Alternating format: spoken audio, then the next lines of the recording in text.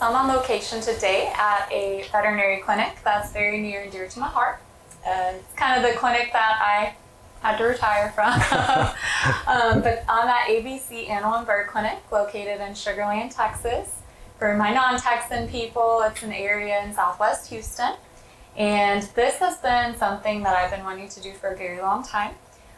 Trying to help bridge the gap between exotic veterinarians, exotic animal keepers and breeders like myself, and just kind of pet parents that have an exotic animal, be it something like a guinea pig or a parrot, bearded dragon, what have you.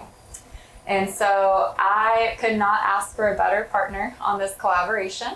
It's my former boss, mentor, and friend, Dr. Stephen Bromfield.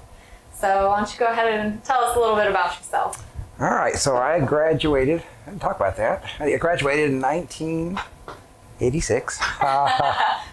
And you're an Auburn vet. I'm an Auburn vet, yeah, I'm an import for around here. Yep, we're used to our Aggie vets, yep. but we'll take you. Sometimes You've been a pretty good one. A little bit of variety keeps things, keeps everyone honest. So I graduated in 86 and I moved to Houston shortly thereafter. I am boarded in avian practice. And I started out originally, before I went to vet school, I forgot this part, before I went to vet school, I started with reptiles, right? So that was my primary interest, was reptiles. Any particular species? Anything I could find that was under a rock, I was allowed to keep for about 30 days, right? Or if it was crawling, so I could have it for about 30 days. And then the rule in my house was at 30 days, it got to go back out in the wild. So if it was a chilonian, or we had salamanders where I grew up, and rub it in. I know. Rub it in, why don't you? We had those kind of things. Probably looking back on it, probably not ideal, but I kept those things. They did make it their 30 days, which was good. It's like purgatory, maybe. But then I did re-release them. So going into vet school, my interest originally was zoo medicine. Then I realized that probably reptile would be better. And then I got into veterinary school, and I started doing a lot of work at the Southeast Raptor Rehab Program at Auburn. And so I was working with raptors every day. And so that living the life. it was really fun. Yeah. So I thought the non-traditional species were fun, reptiles and birds. And so that's kind of how things all got started. And so you touched on it earlier that you're boarded in avian. So you are a DAB VP. Yep. So for my non-veterinarian friends, would you mind explaining what that is and kind of what hoops you had to jump through to get that certification? So it sounds a little bit like alphabet soup, but it's a diplomat of the American Board of Veterinary Practitioners. And so it's a specialty group, or a specialty college is what they're working on kind of naming it, but especially that boards, you can get board certified if you're 5 years in a practice that sees a certain percentage of exotic species that you're getting boarded in. And then you have to write some papers, and you have to have a certain amount of credentialing before they let you sit for the test. And then you can sit for the test, and if you pass the test, you get 3 tries to pass it. If you pass it, then you are boarded. You can be a graduate veterinarian, go to a year of like an internship, and then a 3-year residency program, and that will also qualify you or credential you to sit for the board, provided you have the appropriate papers written and that kind of stuff. So that's kind of what it is. It's a specialty group. There's not a whole crowd of us out there, but there's a group for, you can be board specialists like I am in avian medicine, there's reptile and amphibian medicine, and then there's the exotic companion mammal medicine. So those, at least the ones that I'm interested with, there's dairy and there's swine medicine, right? So I don't do as much of those. There's a dog and cat subspecialties as well, or specialties, but it just takes a lot more studying, a lot more effort to go from your DVM degree to getting board specialized. And you've had your board certification for quite a while too, haven't you? Yeah, very thoughtful you bring that up. Yeah, hey, sure. It's not something to be humble about. Like you said, it's a very small group of individuals. Yeah, so. I got boarded in 1998. Yep, so I was out for a couple of years, but I was fortunate to be in a practice that did a lot of exotic animal medicine, was good. And so that's kind of where I got started. Very nice. And you have to renew that every so often, Every correct? 10 years, you have to recertify. So there's a certain amount of CE that has to be specific for your species of interest. So a certain amount of continuing education. And then there's other qualifiers you have to do in order to qualify to get your recertification. So you have to do enough stuff each 10 years to recertify. It's not enough to just do it all one time, cram, and then forget all that information. No, you can take the test over every 10 years, but man, that was might set yourself up for failure. Testing every 10 years, I mean, it's still a lot of work either way you go, but that was just a test to beat all tests. Yep. And so you've been a practice owner for quite some time as well. I have been. Yeah, 95. I bought this practice as a little satellite clinic. Very cool. And have grown it to what it is today. The best vet clinic in the country. Exactly what I was going to say. And y'all, I promise they're not paying me to say that. I reached out to them because I love them. They're awesome.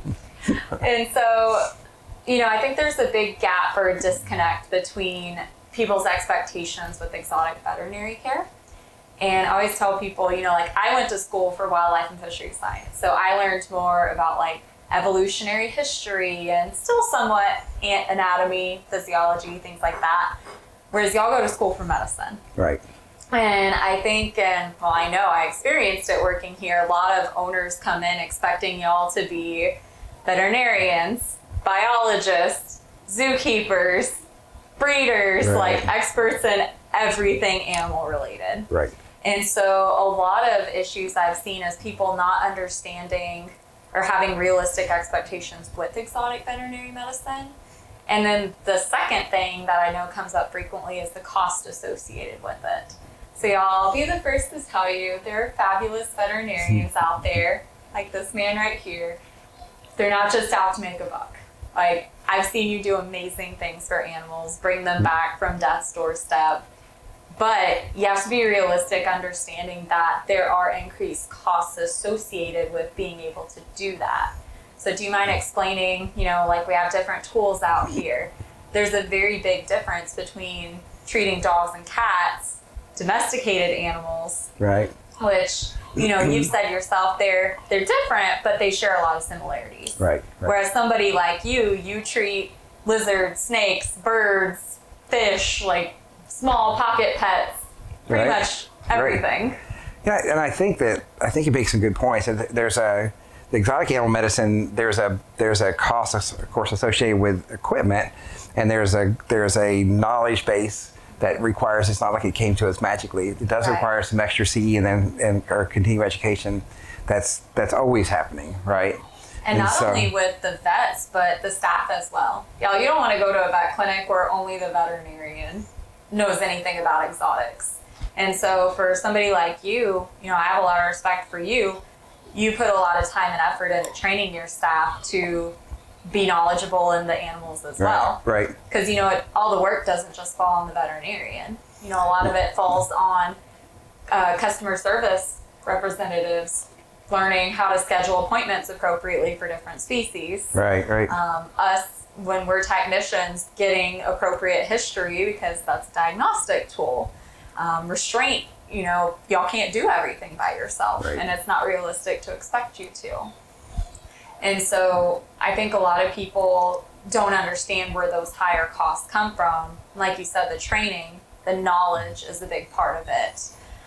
When dogs and cats, a dog is kind of a dog for lack of better reference. A Chihuahua and a Great Dane, there's different breed predispositions and things like that, but the anatomy itself is going to be the same. Whereas, you may see something like a chicken and then something like a Solomon Island eclectus where they have weird anatomy. Yeah, they're way different. And then, peacock, and, it's not just a bird is bird is bird. They're all different. Yeah, huge differences in those guys. Exactly. And so, as an exotic practitioner, are there any little words of wisdom that you'd like to impart on pet owners of exotic species? Well, that's a tough one. So it's a lot. I mean, so exotic species as a rule, of course, it's going to be husbandry, right? Our biggest challenge with exotic animal ownership is getting the information to the owners to be able to provide adequate husbandry, which is nutrition, enclosure, temperature, lighting, humidity, all that stuff, and that's huge. So if you're the one big thing you can do if you're going to own exotic animals manage your husbandry, right? Research and research, and then reread it and then research. Yeah. And so he brings up an excellent point, guys, because, I've worked in the keeper standpoint. I've kind of been in every aspect of this. So many of the issues we see in exotic clinics stem from poor and proper husbandry. So if you get your husbandry down right from the get-go, it makes it a lot easier on your wallet because you're not having to pay for as many, sick visits for, something like metabolic bone disease. Y'all, metabolic bone disease doesn't occur in the wild, or at least it's not known to, but it's a very, very common issue in our pet reptiles, right? Simply due to inadequate husbandry. And so, with that said, I think it's important to establish a good relationship with an exotic veterinarian that's experienced. Don't be afraid to ask questions, but still maintaining the realistic expectations of the vet and understanding, they don't have firsthand experience keeping every single type of exotic in the world. So a lot of times it's up to us as the owners to do our research and educate ourselves. And so with that said, I know you see a ton of different species in this clinic. Do you have any particular favorite species you work on, or any cool cases that really burned a hole in your memory over the years? Cases? So I have a African gray story. I could share that one. So I had an African gray presented, horrible cough. I walk in the room, not a cough to be had. Of course. So I talked to the owner. Now it's coughing. I said, well, that doesn't sound good. I said, so so when you work up a bird for a cough, right? It's common to do blood work. So we did blood work, CBC and a profile, x-rays, of course, physical exam, got to wait, look at the stool. Could not find anything abnormal with this bird. And so I talked to the owner some more, told I wasn't really certain what was going on. Just as I walked out of the room, I heard the cough. So I opened the door back up and I said, so is that the cough that your African gray is doing? She goes, why, yes. I'm like, does your husband have emphysema? Yes. That's your husband cough that your bird is now mimicking. So your bird is normal, supported by my evidence that I don't see anything abnormal, but the cough was all mimicking. It was really humorous, and she was happy that it was coughing. It was mimicking versus being, aspergillus or something horrible.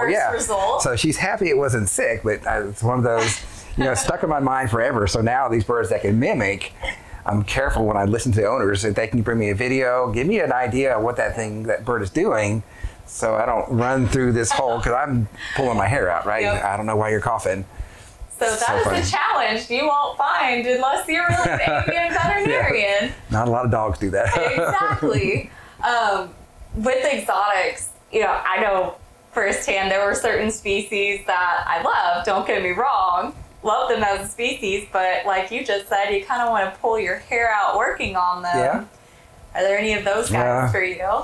Probably chilonians. Love them. I'm like you. Yeah. Love them, right? Because they're my favorite little critters, but they oftentimes are not very helpful for us. That's a good way to put it. Yep. They are not helping us that much when we're trying to look at them, right? Yep. You don't get to see a lot unless you sedate them, right? And I don't like to sedate them if they're sick. I don't like to, right? So sometimes they're not very forthcoming with diagnostic information. I got a shell and that everything is clamped up. I'm like, Yep. Good news is they're strong enough to clamp sometimes. Sometimes that's good. But man, they could be a challenge. And probably hedgehogs, right? Yep. Those that are more nervous, the real shy ones, are just a little ball of jumping quills. Yep, you can't do a whole lot.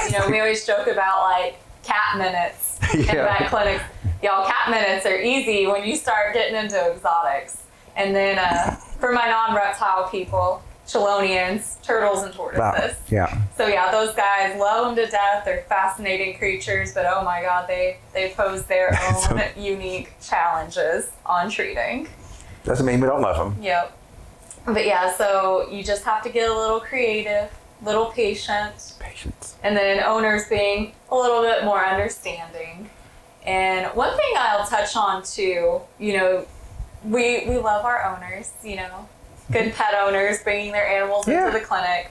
Something that I found to be a little bit more challenging in exotic medicine is very protective pet parents not wanting to let anybody else handle their, $2,000 parrot, which I understand. I'm very protective of my animals as well. But, you know, I think first and foremost is the safety of everybody involved. That's something that is definitely prevalent in exotic clinics. Right. Well, the other challenge, of course, they need someone that they can trust to handle. Yeah. Right. So I get that as well. Right. Yeah. If you're in somewhere that you're not familiar and the staff is not familiar, there is that anxiety. It's your kid. You know, it might be financially valuable, but more often than not, it's emotionally valuable. Yeah. And so they don't want to release, right? And especially now we're still doing a lot of our exams are outside the room, which is hard it's hard for me as well. I like to be able to look at the animals with the owners watching so they can see how I handle them, how I look at them, what I'm looking at. But that's tough, right? For both owners and for staff to have to try to take them out safely and carefully and manage them. So definitely some unique challenges associated with exotic medicine. Yes, there are. But well, y'all, this is the start of what I hope is a long-term series with my fabulous friends here at ABC. If you're lucky enough to live in the Houston area and you need an exotic veterinarian, definitely recommend them. Like I said, this is not sponsored by them, not getting paid by them, I promise. I love them to death. I'm the one that wanted to do this. But y'all, they're the ones that see my animals. And y'all know I'm very particular about who treats mine, and there's not anybody I would trust more than y'all. Oh, thanks. We'd like seeing both you and your critters. So y'all, definitely make sure and tune in for the remainder of this series. Like I said, we're going to start getting a little bit more in depth. You're the bird man, so we'll do get more to stuff. that eventually. Yeah, we'll do more stuff. But we plan to cover more in depth just exotics in general. You know, I think there's, like I said, a big disconnect between expectations and really what people even think that y'all are capable of doing.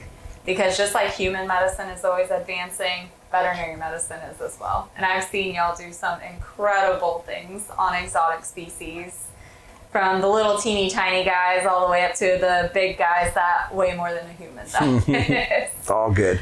Exactly. But I want to thank you so much for doing this with me. You're welcome. Like I said, Thanks there's for having not me. anybody else I'd rather do it. That's very thoughtful. I appreciate it. So, y'all, thanks for tuning in, and we'll catch y'all on the next one.